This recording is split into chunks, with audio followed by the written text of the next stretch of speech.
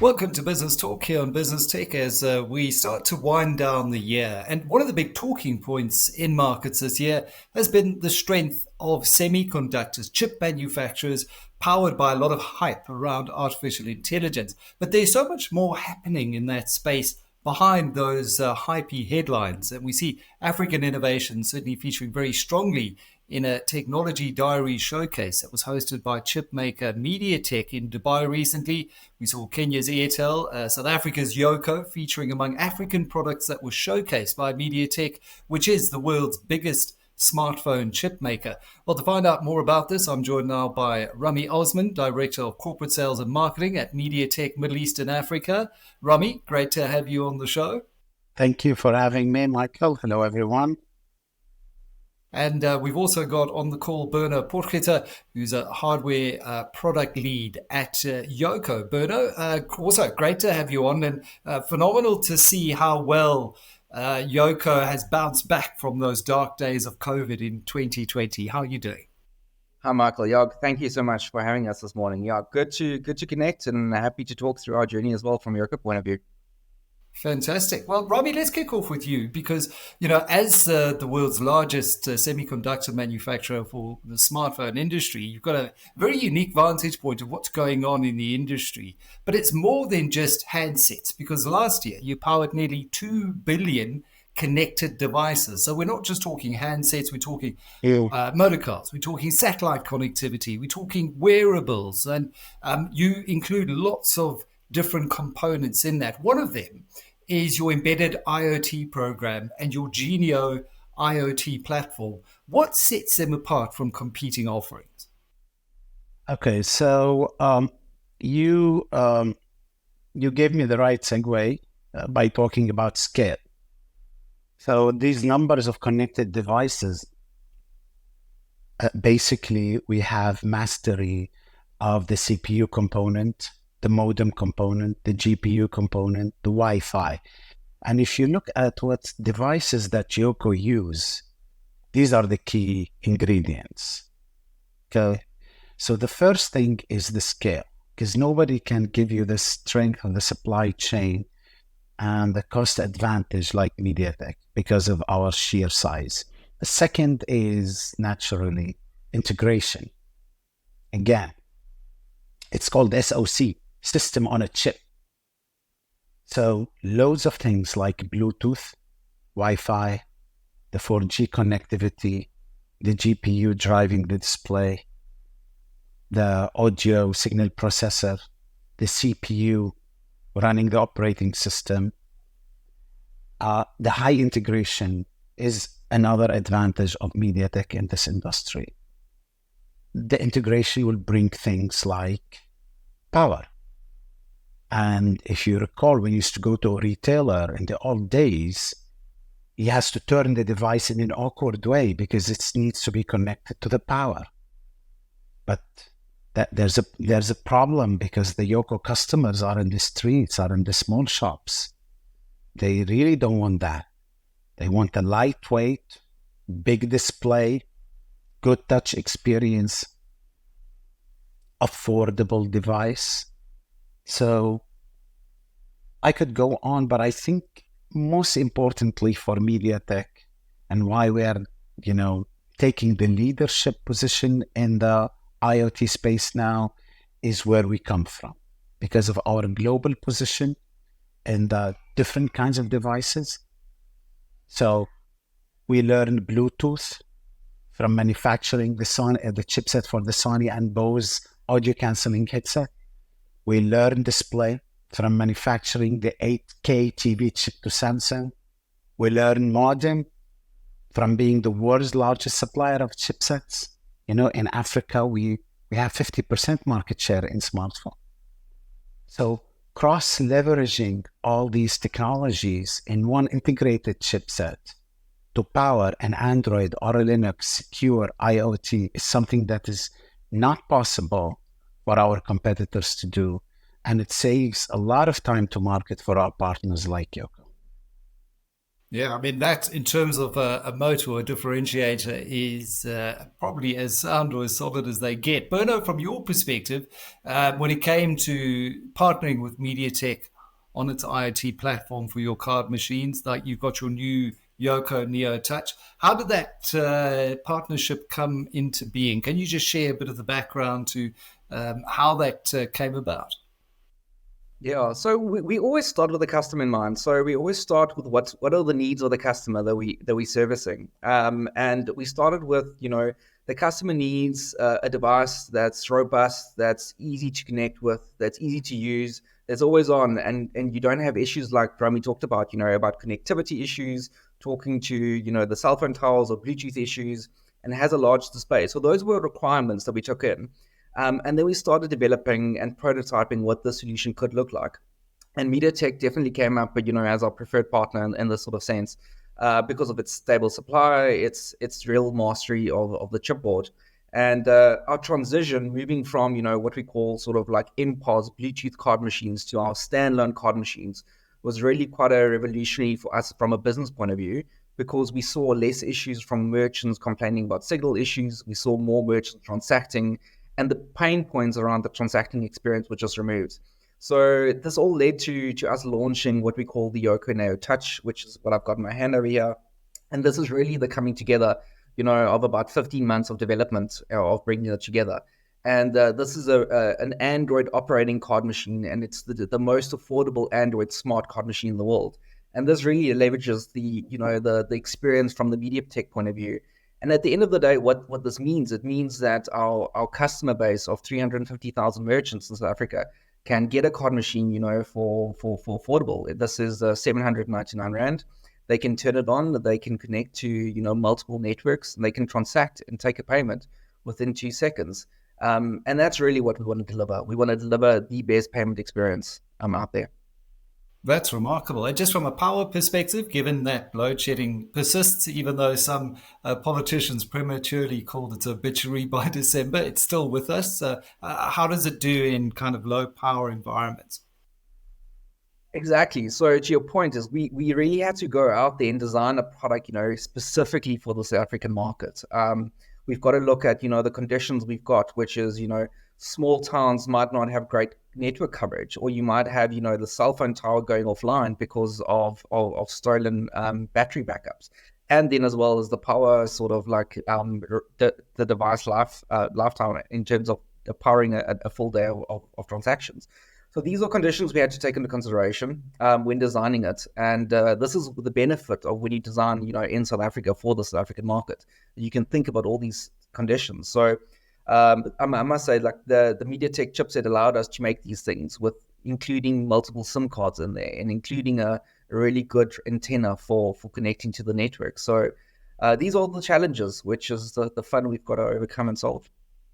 Yeah, but so far, how has your experience at Yoco been with using the MediaTek IoT platforms and chips in these machines? Is it proving resilient enough to operate in the South African market? Exactly. So I think the South African small business owner is definitely the testament of that. So we've sold many hundreds of thousands of these card machines. Currently in the market, we are the largest card machine sort of supplier. So we've got close to 400,000 card machines in the market, which is the largest in South Africa.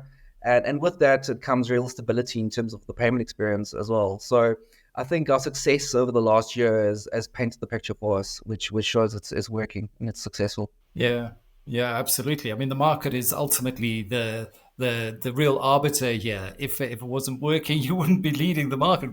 Rami, from your perspective, global multinational chip manufacturer, why is it important for MediaTek to have relationships with businesses like Yoco and such a strong presence here in Africa? So every global multinational must have a globalized view of the world. As you know, there are pockets of innovation and manufacturing excellence in the world, mostly around North America and China, and we're not going to change this on the short or medium term. There are also pockets of localization and entrepreneurship and excellence in implementing and business model application. And one of them is what we have found in this company called Yoco a few years back. Because we are just a technology company, Michael. We need the last mile to reach the consumer, right? Otherwise, nobody cares about the spec table or how many ports or what's the memory configuration. So I was buying some gifts, and I took photos of two ladies who were selling using Yoco devices to reach to the next billion user. I would say, at least in the merchandise space in Middle East and Africa, there are studies say that maybe up to 100 million small businesses, because we all know that the groceries could be a one-man small business. So all these people are cash businesses, right? So partnering with the people who know how to reach them, how to build alliances with the banks or without the bank, okay, how to make the cycle go around is very important for us. And we will continue to search. I handle Middle East and Africa. It's one of the most difficult regions in the world. You have like 1.8 billion population, more than 70 countries. But it's the next frontier in growth. Yeah. So for us, we're looking for growth and new use cases. And Africa provides both for us. The challenges that are taken for granted in Europe are still areas for innovation in Africa. So we're very excited. It keeps us in our toes in innovation, and it also generates the growth and the business and the revenue opportunity for us. And that opportunity, I think, is where entrepreneurs see, that ability to innovate and to grow. And, Berno, I was recently in Kenya, in Mombasa, walking along beautiful beach there, and there were some hawkers selling beautiful beads, and I wanted to get a few gifts for the family, but I didn't have any Kenyan shillings or any dollars on me. I had my card on me. They couldn't transact. So there's still this big opportunity to help small merchants out there. From that perspective, what are your plans for the future, and how is MediaTek going to help you make those a reality? Yeah, exactly. So this is not probably very different to, the South African context a couple of years ago. Even, 4 years ago, you would see a lot of these markets, not being able to take cash. So I think Yoco has played a pivotal role in, making and moving the economy forward from a small business point of view and enabling, cash-free payments. So I'm sure this will happen in other parts of the world as well. And as we grow and as we scale, we're looking at other opportunities in other markets as well. So we want to remain strong in our local threshold, which is Africa, but we are looking at other opportunities, across the continent in terms of what our expansion plans could look like. And we're busy discussing with a couple of partners about what that means for us. But South Africa remains our number one market at the moment, and we remain committed to enabling the best possible card experience for these merchants. So things we're looking at is what are future products we can be developing. So if a merchant has got a particular need we want to target, we want to make sure that they are able to grow their business with Yoco and take care of all their needs. So we are looking at further options in terms of the point of sale space, in terms of the hardware space, in terms of the peripheral hardware space of what we can serve these merchants. So we're always in designing, and we're always busy looking and developing future products. So we'll see some more products coming out this year.